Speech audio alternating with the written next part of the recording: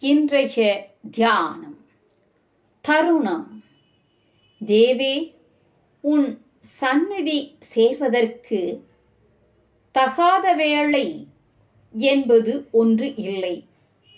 காலமெல்லாம் அதற்குற்ற தருணமாய் இருக்க நான் வீணே காத்திருப்பது எதற்காக?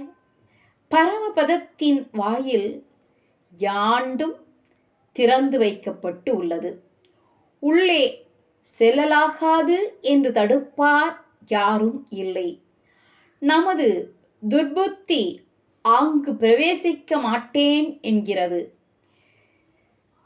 விஷயத்தில் பற்று வைத்திருக்கும் அளவு அது துர்புத்தியாகவே இருக்கும். துர்புத்தி உடையார் யாரும் பரமபதத்துக்கு தகுதி உடையார் ஆக மாட்டார்கள். புனிதம் பொலியும் பெருவாழ்வே பரமபதம் எனப்படுகிறது. அதை ஈண்டு இப்பொழுதே பெறலாம். காகம் உறவு கலந்துண்ண கண்டீர், அகண்டாகார சிவபோகம் எனும் பேரின்ப வெள்ளம் பொங்கித் ததும்பிப் பூரணமாய் ஏக உருவாய் கிடக்குதையோ.